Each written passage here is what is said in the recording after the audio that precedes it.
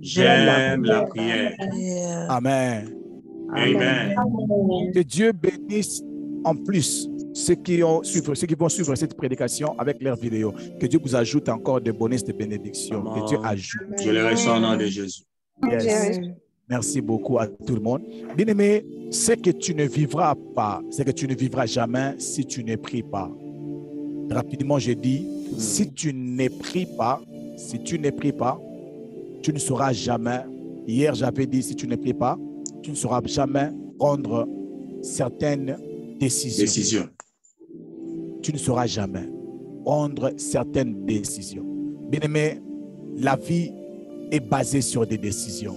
Se lever le matin, c'est une décision. Soit tu te lèves, soit tu ne te lèves pas. C'est une décision. Amen. Se marier, c'est une décision. Prier, c'est une décision. Amen. Ne pas prier, c'est une décision aussi que tu as pris. Servir Dieu, c'est une décision. Abandonner le péché, c'est une décision. La vie, c'est l'ensemble des décisions. Amen. Ouvrir la caméra, c'est une décision. Même si j'écris, même si je parle comme je peux parler, c'est une décision. Ouvrir le micro, c'est une décision. Et une décision personnelle. Mais Dieu a créé l'homme avec cette facilité de décider ce qu'il veut. Dieu a dit, je mets devant toi la vie et la mort, mais je te conseille de choisir. Mais il se pose un problème. Toutes les décisions n'ont pas le même poids. C'est ça le problème.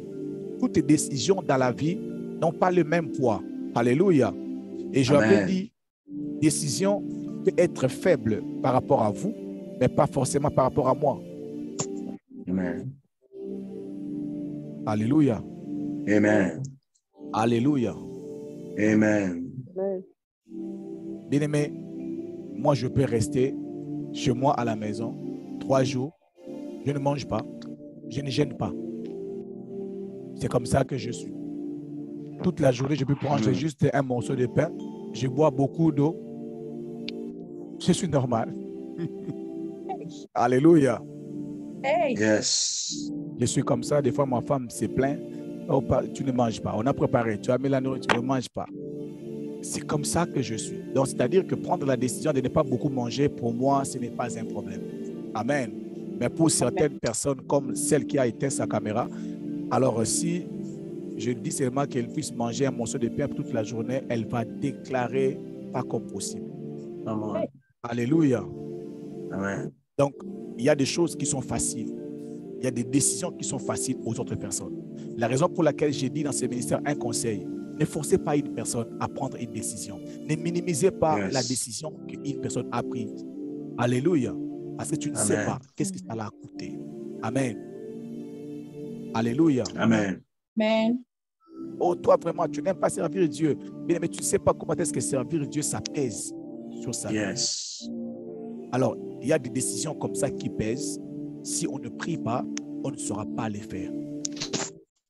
Alors, la raison pour laquelle nous devons cultiver une vie de prière pour être souple, de prendre certaines décisions avec Dieu. Quand il a plu à celui qui m'a choisi de me mettre à part, de m'appeler pour l'évangile, j'ai consulté ni la chair, ni le sang. Amen. Aujourd'hui, j'ai beaucoup de choses à parler. Amen. Et je vais quand même essayer. Si tu ne pries pas, 11e chose, que tu ne vivras jamais, Laurette. Si tu ne pries pas, tu ne sauras jamais résister jusqu'à la fin de la vie chrétienne.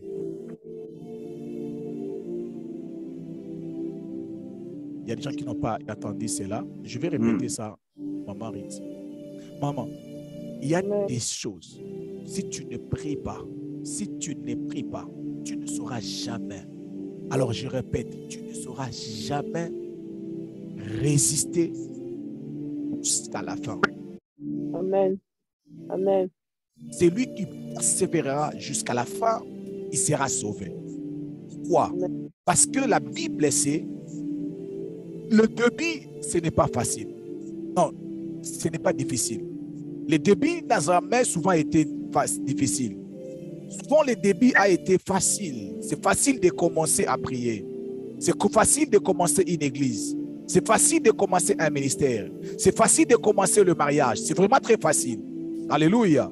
Tu commences le mariage, tu t'habilles, tu rêves cette robe blanche, tu rêves ton mari, il sort le matin, tu prépares, quand il vient, il mange, tu les regardes. Mais surtout, les bons moments de la vie dans le mariage, c'est au début du mariage. Oh mon Dieu. Mais là, quand tu rentres à la maison, on prépare, on repasse tes habits, on met ça à côté. Tu manges, on te regarde en face. Oh mon Dieu, je rêve le premier jour. Moi, je n'ai pas passé des bons moments au début de mon mariage parce que je me suis marié au Congo le vendredi. Après, samedi, dimanche, j'ai pris l'avion. Je suis arrivé aux États-Unis. J'ai commencé à dormir au salon. Alors, je n'ai pas vraiment goûté ça. Amen. Mais quand je parle à ceux qui ont goûté cela, ils me disent souvent qu'au début du mariage, oh, tout est en or. Alléluia. Amen. Il y a des esprits. Il y a repassé. Oh mon Dieu. On t'attend. Quand tu reviens du travail, on te regarde. Alléluia. Bien-aimé. Amen. My God. Bien-aimé, je me souviens des bisous encore. À tout moment. Un jour, pardon? Des bisous à tout moment. Des bisous à tout moment. Des noms. Maman Fortune m'appelait cœur. Chouchou, des noms. Oh mon Dieu. Mais bien aimé, ça c'est le début. Le début a souvent été sucré. Le début de la foi chrétienne. Oh mon Dieu, tu vas voir une sœur avec cette façon de marcher. Toujours là en disant au pasteur de belles paroles, pasteur, nous sommes avec vous. Mais il y a des gens qui étaient avec nous au début de ces ministères. Aujourd'hui, ils ont même quitté les groupes. C'est eux qui nous disaient, pasteur, il y avait même une sœur, elle va avoir l'occasion de suivre cette vidéo. Elle me disait souvent, pasteur, pourquoi on coupe Zoom? Pourquoi on reste seulement comme ça? On prie seulement. Mais des fois, quand je la regarde, quand je l'appelle, elle donne des raisons. Oh mon Dieu. My God. Mais au début, il y a toujours un feu. Il y a toujours une joie. Il y a toujours des motivations. Il y a toujours certaines motivations qui nous accompagnent au début de la foi chrétienne. Mais le début commence bien. Tu rencontres Dieu, tu es dans la joie. Quand tu ne prêches pas, tu sens comme si c'est un feu en fait. La raison pour laquelle même Dieu se plaint à l'Apocalypse, il dit dans le livre d'Apocalypse, c'est que j'ai contre toi et tu as abandonné. Qu'est-ce que tu as fait abandonner? Ton premier amour. Oh mon Dieu. Ton premier amour. Abandonner ton premier amour.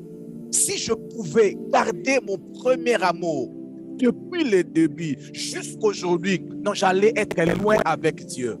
Amen. Mais la raison pour laquelle tu es là où tu es aujourd'hui, parce que simplement tu as abandonné le premier amour. Où tu entrais en retraite, tu plairais, où tu lisais la Bible sans s'arrêter. Tu aimais tellement lire la Bible. Maman Ouvine qui dit, je servais Dieu, pasteur. Je suis une servante de Dieu. J'ai appris à servir Dieu. Mais si j'avais le temps, j'allais vous montrer ma photo. Où je prêchais. Je n'avais même pas ces habits que vous me voyez. Oh, j'avais des tchongai, des habits tellement, je ne sais pas quelle forme. Mais avec ces habits-là, j'avais la joie de prêcher la parole de Dieu. Les Français que je vous parle aujourd'hui, je n'avais pas ça. Je parlais un très mauvais français. Mais je ne tenais même pas compte des gens qui se moquaient de moi. Pourquoi? Parce qu'il y avait un feu de début qui était en train de bouillonner en moi, en fait. Alléluia. La vie chrétienne commence comme ça. La marche avec Dieu commence avec ce feu-là. Des fois, nous oublions certaines choses. Alléluia. Un jour, Pierre a marché avec Jésus. Il s'est rendu compte qu'il avait suivi les vents sans pourtant réfléchir. Il s'est arrêté là. Il a dit à Jésus, oh, mais nous t'avons laissé. On avait tout abandonné. Mais qu'est-ce que nous allons avoir au retour? Parce que c'est comme s'il était entré. Il y avait un feu de premier amour. Il voyait il a vu les poissons se multiplier. Cette pêche-là miraculeuse. L'apôtre Pierre, il n'a pas supporté. Il a oublié sa femme. Il a oublié sa famille. Il a oublié la pêche. Il a suivi Jésus. Mais après un certain temps, c'était le même Pierre qui avait dit à Jésus, qu'est-ce que je vais avoir en te suivant? Mais il a oublié qu'il avait déjà eu les poissons. Il avait compris, les poissons que j'avais pris au début, c'était fini, alors que la vie continue. Il dit, mais laisse-moi te dire, les miracles qui te motivent aujourd'hui de prier, après un certain temps, tu ne vas plus voir son importance, parce que dans la vie, tu auras toujours besoin de miracles. Et après, moi, j'avance, je peux avancer. Alléluia. Oui, je peux sonder encore. Ça commence toujours bien au début. Un jour, quand les apôtres, quand Jésus-Christ était mort, les apôtres ont vu que non, on n'a pas choisi cette vie. Bien aimé, ceux qui avaient abandonné la pêche, ils sont retournés faire la pêche. Bien aimé, tu ne m'intimides pas avec le témoignage que tu me donnes, avec la motivation. 15 minutes avant la réunion, tu es là, connecté. Bien aimé, c'est pas ce qui est important. La Bible dit, celui qui persévérera jusqu'à la fin, il sera sauvé. Est-ce que quelqu'un peut parler là où il est en disant, Amen. je persévérerai jusqu'à la fin? Je persévérerai jusqu'à la fin. Dis après moi, Seigneur, aide-moi de persévérer jusqu'à la fin. Seigneur, aide-moi de persévérer jusqu'à la fin. Merci. Bien-aimé, la vie chrétienne est une vie comme toute autre vie sur cette terre. Yes. Oui, on appelle ça la vie chrétienne. C'est une vie en fait que nous vivons. Ce n'est pas des choses imaginaires, ce sont des choses que nous vivons. Mais cette vie chrétienne a ses réalités, soit de bonnes choses ou de mauvaises choses. La vie chrétienne est un mélange de bonnes choses et de mauvaises choses. Cette prédication, ça va être dur pour vous, je vous promets déjà. Je vous promets, mais je vais avancer, persévérer dans cette prédication jusqu'à la fin. Je vais persévérer dans cette prédication jusqu'à la fin. Amen. Tu es calme, tu ne vas pas m'intimider. Je vais persévérer dans cette prédication jusqu'à la fin, maman. Moi, Chantal dit Amen, que j'avance pour vous. Amen. Amen. Amen. Alléluia. La vie chrétienne a des réalités, des bonnes comme mauvaises. Mais si tu acceptes cette vie chrétienne, tu dois aussi accepter ces réalités. Oui. Si tu acceptes la vie chrétienne, tu dois accepter aussi ces réalités. Oui. Le Dieu que nous prions, il est le Dieu qui élève. Il est le même Dieu qui rabaisse. Il est le Dieu qui donne. Il est le Dieu qui peut aussi reprendre ce qu'il a donné. Yes. Dieu a donné, Dieu a repris. C'est le même Dieu. Alléluia. Amen. Matthieu chapitre 24, chapitre 16, le verset 24 à 25. La Bible dit ceci. Alors Jésus dit à ses disciples, si quelqu'un veut venir après moi, il renonce à lui-même. Il se charge de sa croix et qu'il me suive. My God. Si quelqu'un veut venir après moi, si quelqu'un veut me suivre, la première des choses qu'il doit faire, il doit renoncer à lui-même. Je suis A, GD. Tu dois renoncer à ça. Tu dois mettre ta croix, ta propre croix. Tu dois te charger de ta propre croix et suivre Jésus. Car celui qui voudra sauver sa vie, la perdra. Mais celui qui la perdra à cause de moi, la retrouvera. Dit la parole de Dieu.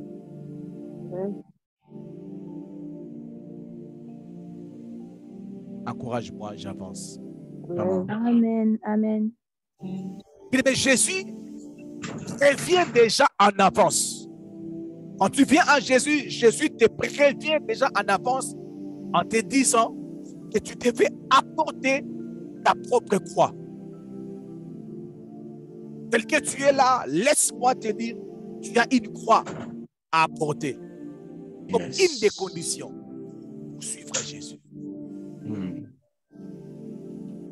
Mais n'entrez pas dans une vie chrétienne avec la pensée qu'une autre personne portera ta croix.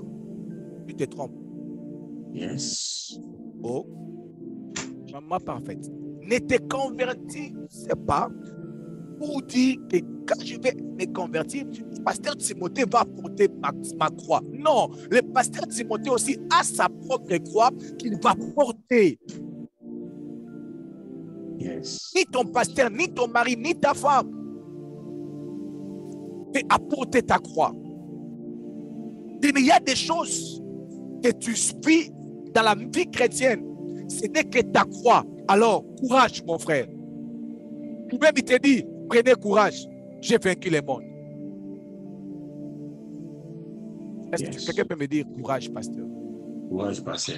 Courage, pasteur. Courage, pasteur. Courage.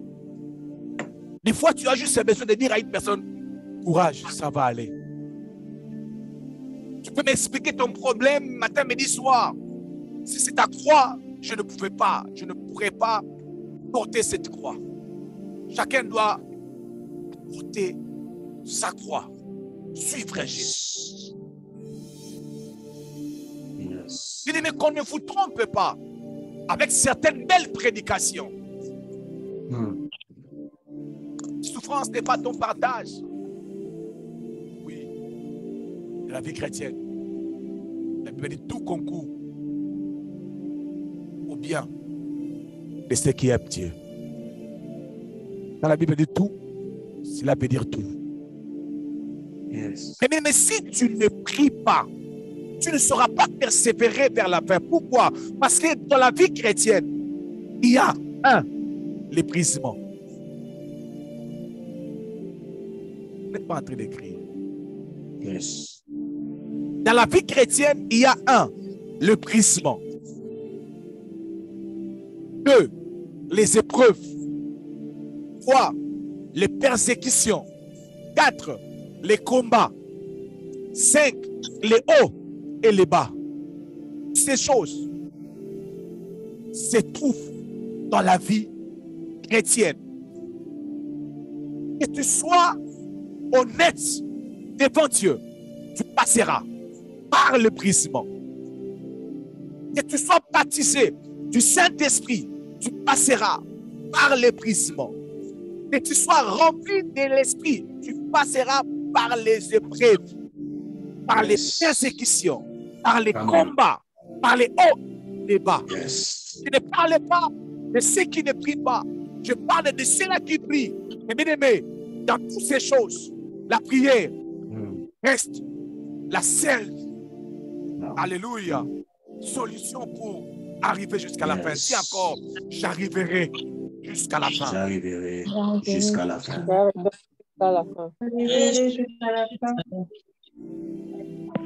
Que je peux avancer. Yes. Mais toutes ces choses que j'ai citées peuvent t'amener. Ces choses peuvent t'amener à haïr Dieu et la vie chrétienne. Yes. Mais toutes ces choses peuvent t'amener à haïr Dieu, voire même à haïr la vie chrétienne. Je vous assure. Oh my God. Toutes ces choses peuvent vous amener à haïr Dieu ou la vie chrétienne. Est-ce que je peux avancer? Amen. La deuxième des choses, ces choses peuvent vous amener à aller d'une église à une autre. Les réalités de la vie chrétienne, je ne parle pas seulement des démons qui te combattent, je ne parle pas seulement des pasteurs qui ne sont pas puissants, je parle de ces réalités, les réalités seulement. Normal que tu vas traverser, peut t'amener de changer, d'aller d'une église à une autre. T'amener aussi d'aller d'un pasteur à un autre. D'aller d'une religion à une autre religion. D'aller se poser des questions, poser des questions à Dieu, poser des questions aux hommes, voire même poser des questions aux démons, au diable. Il m'est arrivé dans ma vie de me questionner moi-même, de questionner Dieu pour les réalités de la vie chrétienne.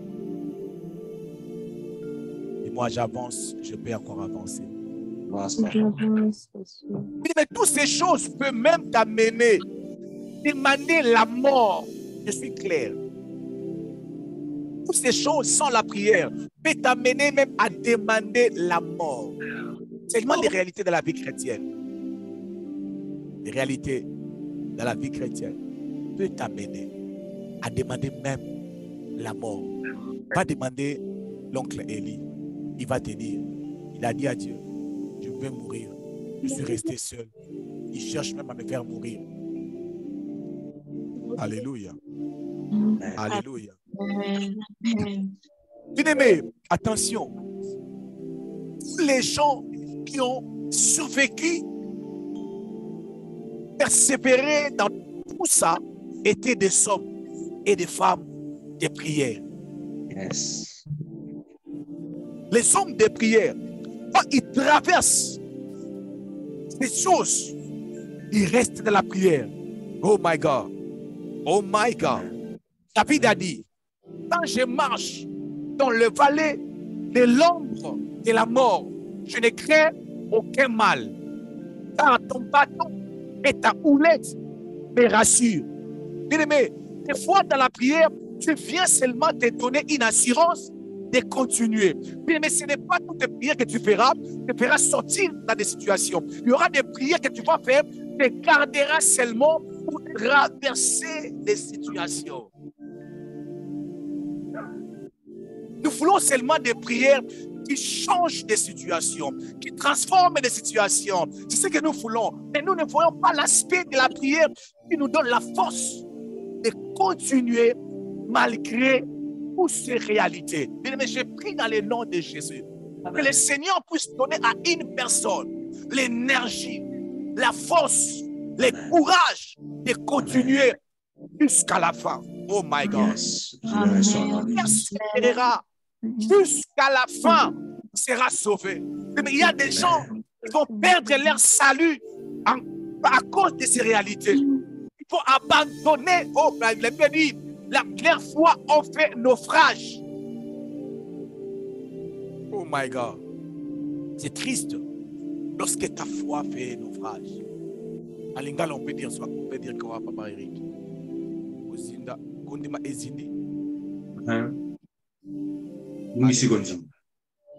Tu as perdu la foi.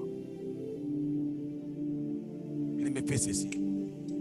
Là où tu es, fais cette petite prière. Dis à Dieu que je ne perds pas ma foi au nom de Jésus. Je ne perds pas la foi. C'est une prière forte. Tu n'as pas d'idée. Tu n'as aucune idée, Maman Pamela. Tu n'as aucune idée. Tu n'as aucune idée. Yes. Mais toutes ces choses, les gens qui ont survécu étaient des hommes de prière. David a dit, quand je marche, cette vallée de l'ombre et de la mort, je ne crains aucun mal. Par ta houlette et ton bâton me rassure. Me rassure. Des fois, dans ces moments-là, on a juste besoin de la présence de Dieu qui nous dit, je suis avec toi. Je ne t'abandonnerai pas. Continue. Continue. Et continue. Laisse-moi vous parler de brisement. De ces 5 choses que vous pouvez rencontrer dans la vie chrétienne. 1. Le brisement.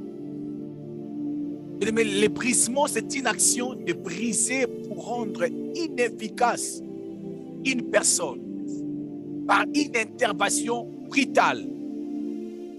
Yes. Je prends quelque chose, je brise, bam, je l'ai rendu inefficace. Le brisement, c'est une action pour rendre une personne inefficace. Genèse chapitre 32, les versets 24 à 29. La Bible dit ceci. Jacob demeura seul. Alléluia. Alors un homme lutta avec lui jusqu'au lever de l'aurore. Voyant qu'il ne pouvait les vaincre, souligné dans ta Bible, voyant qu'il ne pouvait les vaincre, cet homme le frappa à la poitrine de la hanche. Et l'emboîture de la hanche de Jacob s'était mise pendant qu'il était avec lui. My God. Pendant qu'il luttait avec lui, l'ange l'a frappé. Alléluia. Et son boîtier s'est démis. Oh my God. Pendant qu'il était en train de lutter avec l'ange, pendant qu'il luttait avec Dieu, qu'il l'a cassé. My God. Je suis en train de prier dans le nom de Jésus.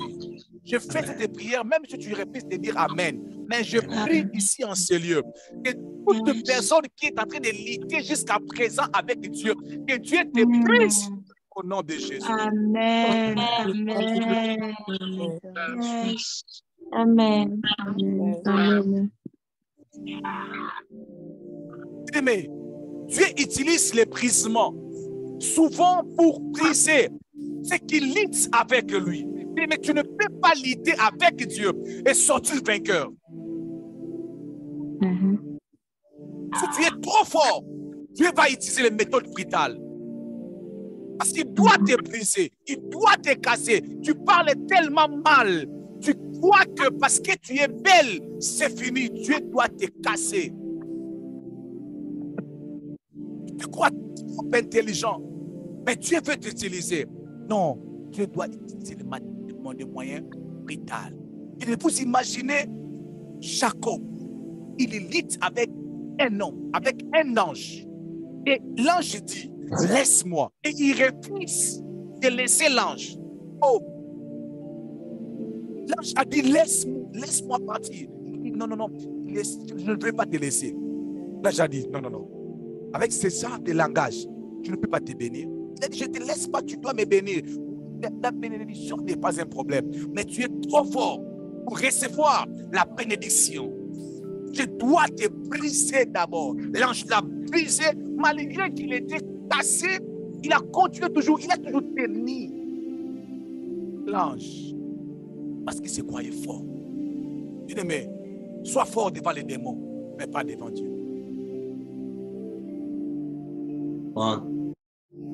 Je répète, sois fort devant les démons, mais pas devant Dieu. Amen. Il dit, laisse-moi aller car le roi s'élève. Jacob dit, je ne te laisserai point aller, que tu me bénis, que tu m'aies béni. Verset 27. Et il lui dit, quel est ton nom, Cassie? Alors il répondit, Jacob. Il dit, ton nom ne sera plus Jacob. Il dit après moi, brisement. Ton nom ne sera plus Jacob, mais tu seras appelé Israël, car tu as lutté avec Dieu et avec des hommes. Tu as lutté avec Dieu et avec des hommes et tu as été vainqueur. Bien-aimé, après le brisement, tu es vainqueur. Yes. Amen. Amen. Oh, je répète, le brisement fait en sorte que tu sois vainqueur. Même si tu ne parles plus comme tu parlais avant, tu es vainqueur. Avant, quand on t'insultait, tu répondais, tu échouais. Mais aujourd'hui, désormais, on t'insulte, mais tu ne réponds pas. Tu es vainqueur. Une maman m'a appelé pour témoigner en disant, une personne m'a insulté, je n'ai rien répondu. Je veux bénir le Seigneur pour ça. Je vais dire à cette maman, tu es réellement vainqueur, tu as vaincu. Et tous ceux-là qui ont reçu de passer par les brisements, même si eux-mêmes ils se sentent faibles, mais ils sont des vainqueurs. Alléluia. Oh my God. Donc je prie que Dieu puisse briser une personne. Aujourd'hui, nous voyons, nous assistons à une vie chrétienne remplie des orgueillés. Même des gens qui n'arrivent même pas à acclamer à l'église. Ils acclament comme ça. Ils adorent Dieu en veillant sur leur maquillage. En veillant sur leur maquillage, parce qu'ils ne peuvent pas se laisser dans la présence de Dieu, sinon les cils vont tomber, ils vont avoir mal aux yeux, sinon ses faux de terre sera dessiné alors qu'il a un rendez-vous qui doit partir. Alors quand la présence de Dieu descend, il est comme ça. Oh my God. Donc je prie que Dieu te brise par une violence, tu te retrouves par terre avec tes habits sales. Amen. Tes habits se retrouvent déjà avec des salités partout. Je crois à cette puissance de Dieu capable de briser certaines personnes. Yes. Dieu peut t'utiliser. Dieu veut te bénir. Mais il y a des choses qui retiennent, qui font en sorte que Dieu ne peut pas t'utiliser. Parce qu'il ne peut pas t'y avoir. Fais somme effort dans ta vie.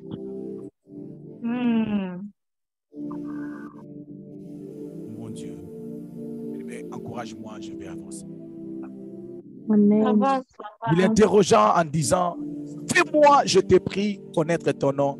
Il répondit, pourquoi me demandes-tu mon nom?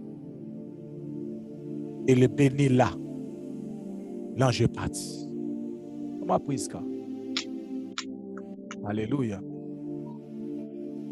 Dieu a un grand plan à faire avec beaucoup de gens. Mais ils doivent passer par les brisements. L'ange peut te laisser et te bénir. Mais avant de te laisser, tellement qu'il a remarqué que tu as une résistance. Ta manière de faire n'est pas bonne. Résiste même à l'ange. Alléluia. L'ange devait briser Jacob. Il devait les casser. Mais il y a des gens qui sont en train de vivre des situations où Dieu est en train de les briser. Yes. Les rendre inefficaces, impuissants, incapables de faire certaines choses. Oh l'air. Yes. L'apôtre Paul a dit, c'est quand je suis faible, dans ma faiblesse, la puissance de Dieu se manifeste. Amen. Dans ma faiblesse, Amen. la puissance de Dieu se manifeste. Amen. Amen. Des fois, quand tu es trop fort, Dieu ne peut pas. Amen. Amen. Mais le problème, c'est que quand nous traversons le brisement, si on ne prie pas, on peut lâcher.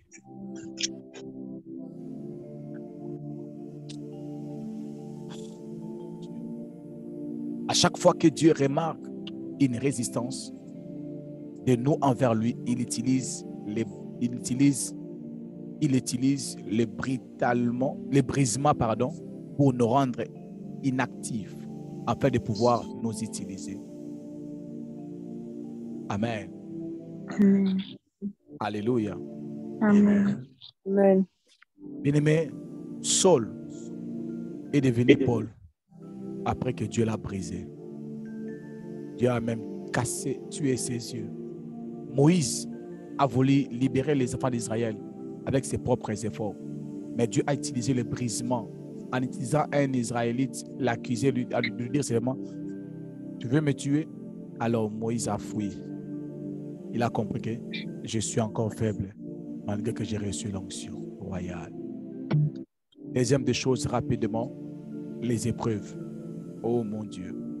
You look like you have hemorrhoid. Les épreuves, vous savez, look like you les épreuves, Sheila, tu déranges. Les épreuves dans la vie chrétienne,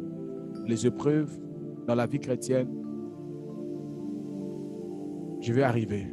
Deutéronome, chapitre 8, les versets 2 à 4. Écoute ce que la Bible dit. Souviens-toi de tous les chemins que l'Éternel, ton Dieu, t'a fait passer pendant 40 années dans le désert, afin de t'humilier. Oh!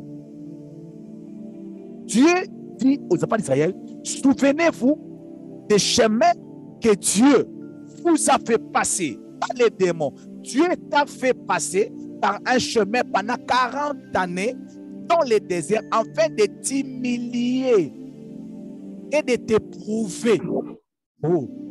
Pour savoir quelles étaient les dispositions de ton cœur. Dieu t'a fait humilier pour voir quelles sont les motivations de ton cœur. Amen. Pour savoir c'était les motivations de ton cœur et si tu gardais ou non ces commandements. Oh papa, seulement pour voir, alors que Dieu voit tout. Il y a des gens qui vont dire ça, mais Dieu voit tout, Dieu connaît tout. Comment Dieu qui connaît tout, il peut me faire encore passer par ça? Il connaît déjà, non? Ce sont des chrétiens naïfs, je ne l'ai jamais vu. Mais Dieu connaît tout. Mais ici, Dieu est en train d'apparaître comme si quelqu'un qui ne connaît pas. Il voulait se rassurer. Alors, pour se rassurer, il veut passer les enfants d'Israël par le chemin des épreuves. Parce que Dieu a dit, pour voir si vous serez en mesure. Bien aimé, j'aimerais dire à une personne, tu doutes encore de ta foi d'aujourd'hui. Alléluia. Amen. Amen. Pour t'humilier. Il t'a humilié, il t'a fait souffrir de la faim et il t'a nourri de la manne que tu ne connaissais pas, que tu n'avais pas connu, que n'avait pas connu tes pères, afin de t'apprendre que l'homme ne vit pas de pain seulement, mais de toutes paroles qui sortent de la bouche de Dieu, afin de t'apprendre, afin de t'enseigner. Bien-aimé dans le Seigneur, mais c'est quoi une épreuve? Une épreuve, c'est ce qui permet de juger la valeur d'une idée. Les épreuves permettent de juger la valeur d'une idée et la qualité d'une œuvre. Ça veut dire quoi? La qualité de ta vie chrétienne sera connue après tes épreuves. Dis-moi amen. Amen. J'avance. Ça passe ou ça casse? Parce que vous êtes calme. Ça passe ou ça casse? Amen. Papa. L'épreuve est aussi l'essai par lequel on prouve la résistance. On prouve la résistance, la qualité de quelque chose par des tests ou par des critères.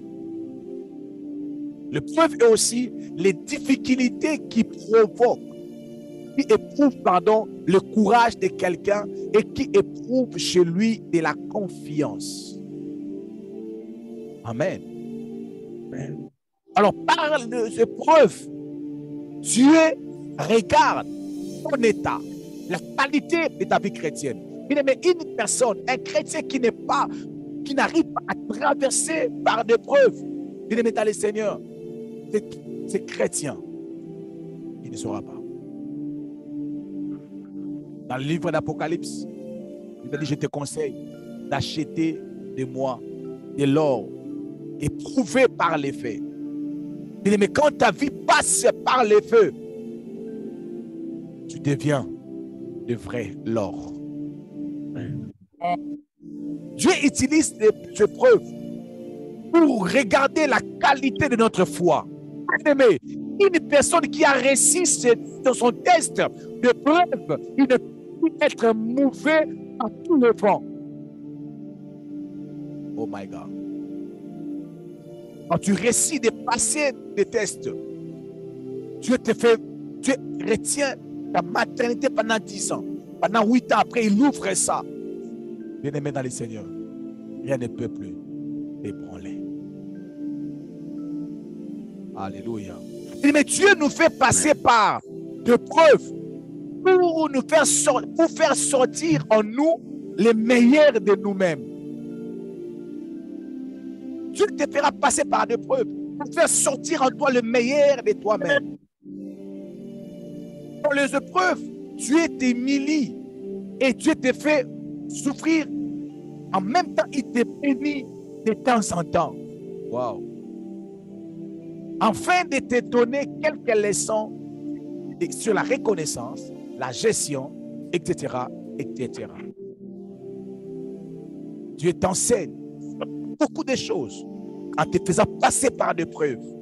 Il y a des gens qui ont pris à gérer leur argent en passant par des preuves. Il s'est retrouvé, ses enfants malades. Il n'a plus rien. Alors que Dieu l'a fait passer par un moment où il n'avait rien. Il a appris à économiser à cause des preuves.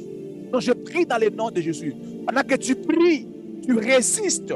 Pendant que tu résistes, pendant que tu persévères dans la prière, quand les preuves viendront, ça va passer. Alléluia. La troisième des choses, la persécution. Oh my God. Bien-aimé, la Bible dit dans le livre de 2 Corinthiens, de 2 Timothée 3, 11 à 12. La Bible dit, mes persécutions, mes souffrances, à quelle souffrance n'ai-je pas été exposé à Antioche, à Icône, à Lystre? Quelle persécution n'ai-je pas supporté Et le Seigneur m'a délivré de toutes. Alléluia. Le verset 12. Amen. Or, tous ceux qui veulent vivre pieusement en Jésus-Christ seront persécutés. Ceux qui veulent vivre pieusement en Christ Jésus, ils seront persécutés. Dans la vie chrétienne, tu vas passer par des persécutions. Mais le brisement, c'est Dieu qui te brise. Les épreuves, c'est Dieu qui te fait passer par les épreuves. Mais la persécution, c'est les hommes qui nous persécutent. Ce n'est pas Dieu, c'est les hommes qui sont tout autour de nous. C'est quoi une persécution? Une persécution est un traitement injuste et cruel, infligé avec un acharnement, avec acharnement. C'est ça une persécution. Mais bien aimé dans le Seigneur, dans la marche avec Dieu, tu passeras par des persécutions. C'est une action de persécuter en utilisant de manière violente. De faire du mal, mais en utilisant de manière tellement violente. La Bible dit dans le livre de Jérémie, chapitre 17, verset 9, le cœur de l'homme est tortué par-dessus. Et il est méchant. Qui peut les connaître? Moi, l'Éternel, je prouve les cœurs. Je sonde les reins pour rendre à chacun selon ses œuvres, selon les fruits de ses œuvres. Mais ceux qui te persécutent, ils vont subir leur peine, comme dit la parole de Dieu. Dieu ne va pas les laisser impunis. Mais en même temps, avant que Dieu puisse le punir, mais toi, tu seras en train de passer par ces chemins. Ces versets nous montrent que le cœur de l'homme est méchant. Mais nous vivons dans un monde entouré des hommes méchants, capables de nous faire du mal, capables de faire du mal à leurs proches ou à leurs prochains, sans tenir compte des souffrances de l'autre, même de sa vie. C'est le monde que nous vivons. Jésus lui-même a dit, je vous envoie comme des brebis au milieu de loups, mais soyez prudents comme les serpents. La prière te rend prudent comme les serpents. Le monde ne te donnera pas toujours le vrai visage. Le monde ne va pas toujours t'acclamer. Jésus lui-même a dit, si tout le monde t'acclame, tu es maudit. Oh papa, comment ça? Alléluia. Jésus a dit, malheur à celui que tout le monde l'acclame. Tout le monde t'acclame. Jésus dit, malheur à vous. Tout le monde seront là pour vous acclamer. Bien-aimé, retiens ces choses. Le premier meurtre était dans une famille de des enfants. Je parle de noir sur blanc, écrit dans la parole de Dieu. Alléluia. Je ne veux pas aller dans les études, aller d'autres pays. Je parle seulement Adam connaît sa femme, ils ont eu les premiers enfants, deuxième enfant. Une famille, il y avait deux personnes seulement. Mais il a jugé bon de tuer son frère pour qu'il puisse rester seul. Ça, c'est la vie que nous vivons. Jésus nous a prévenus déjà en disant que l'homme aura pour ennemi qui? Les gens de sa, pas de sa famille, de sa propre famille, sa propre maison, sa propre famille. Bien-aimé, si tes 10 frères peuvent te menacer, peuvent menacer leurs petits frères, leurs cadets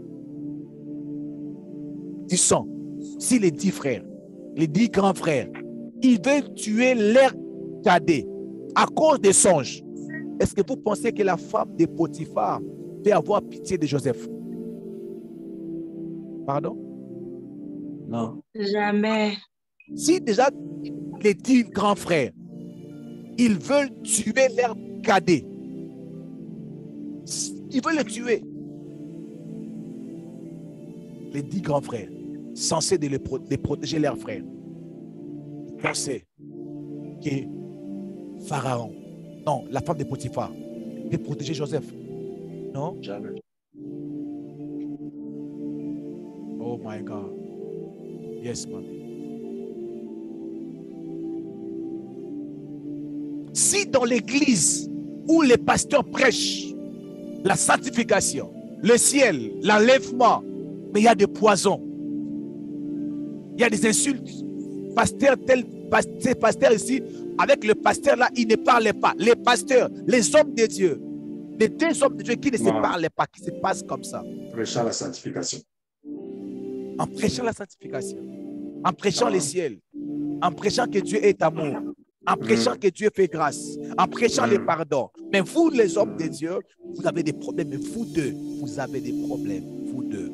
Bien-aimés, à combien plus forte raison quand nous sommes en face des gens qui ne connaissent pas Jésus? Vous comprenez les dangers. Combien des hommes de Dieu étaient empoisonnés avec les micros qu'ils prêchent avec aux églises? Les micros qu'il utilisait, les protocoles qui étaient venus là. Bien-aimés, le monde est méchant.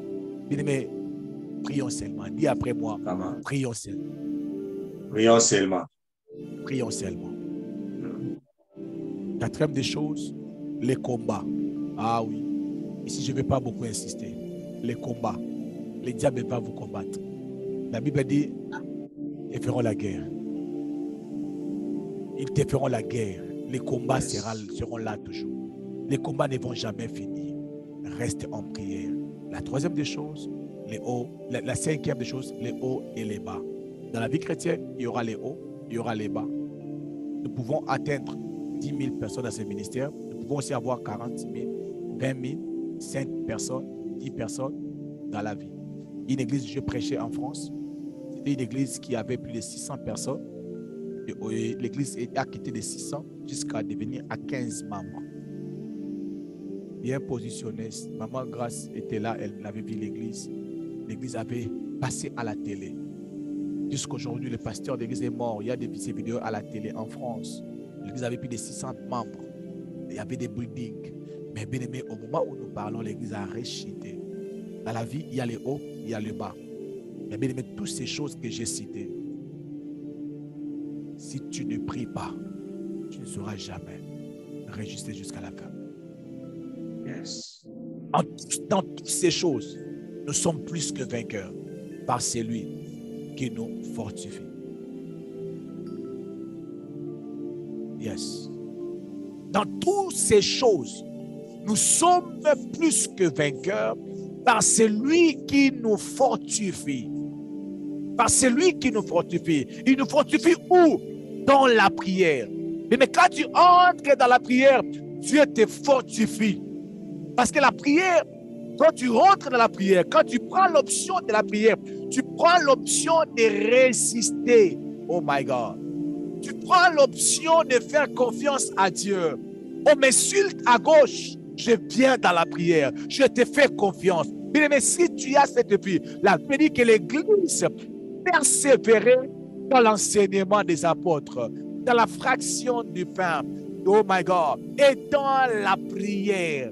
L'Église est persévérée dans la prière. Mais prends l'option de prier, tu vas y arriver. Oh my God. Je n'attends pas ton amen. Tout le monde a bloqué son micro. Excusez-moi si je vous fais du mal, mais laisse-moi vous dire cette vérité. Amen, pasteur, amen. Laisse-moi vous dire une vérité. Bien-aimé, toutes ces choses, la prière va t'aider et tu vas y arriver. Et tu finiras par dire comme Paul, j'ai combattu les bons combats, j'ai achevé la course. Yes, j'ai combattu les bons combats. Ton mariage peut être bougé, oui. À cause de toutes ces réalités, la vie peut être bougée. La vie, aujourd'hui tu sers Dieu parce que tout va bien. Tout va bien. Tu as un bon mariage, un bon travail, tu gagnes beaucoup d'argent. Tu es bien positionné, tu as des papiers. Tu n'as pas vraiment des problèmes comme tels. Mais bien aimé, tu ne sais pas, celui-là qui vient de perdre son mariage, celui-là qui est en train de perdre son enfant, perdre son travail, qui gagnait beaucoup d'argent, ne le blâme pas. Tu ne sais pas qu'est-ce qu'il traverse. Tu Je suis en train de dire à une personne, n'abandonne pas la prière. Ce que tu traverses est dur. N'abandonne pas la prière. Persévère. Yes. Prie avec des larmes et persévère. Persévère. A toujours été comme ça.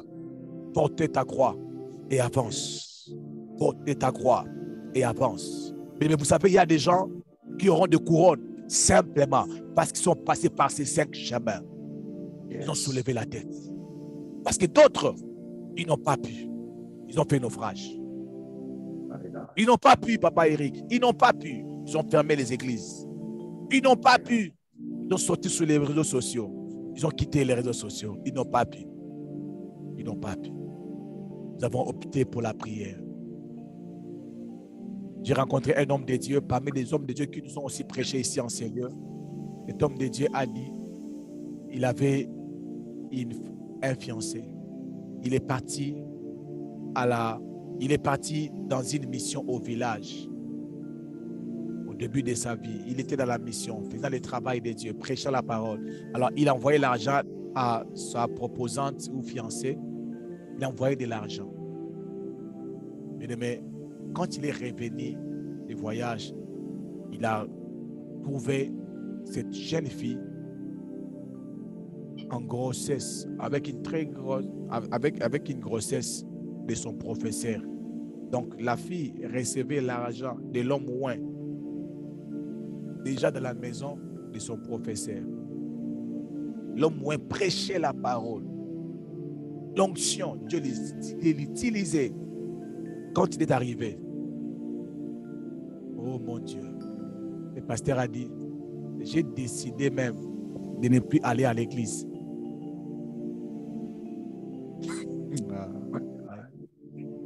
Le pasteur, quand il est revenu de sa mission, il a dit, j'ai décidé de ne plus aller à l'église. Il avait une église qu'il dirigeait.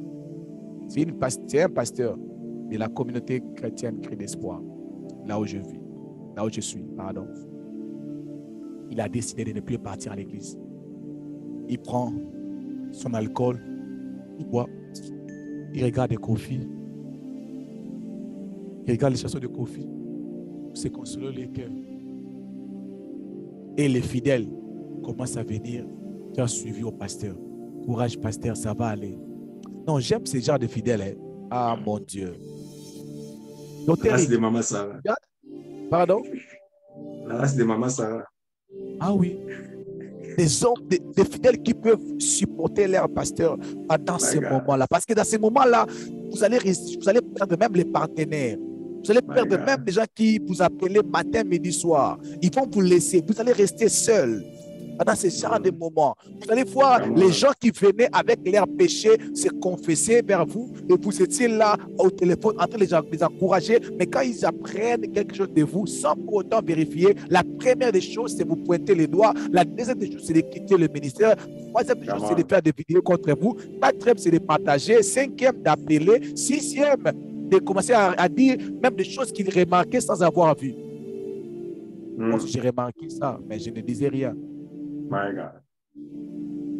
Bien-aimé, tout le monde, tout chacun de nous passe par ces choses. Chacun de nous passe par ces choses. J'ai tellement débordé aujourd'hui. Que Dieu vous bénisse abondamment. Je vais revenir. La semaine prochaine, nous serons avec le pasteur Chris Zola. Il viendra nous parler sur les dangers d'un mauvais mariage. Les dangers d'un mariage raté, pardon.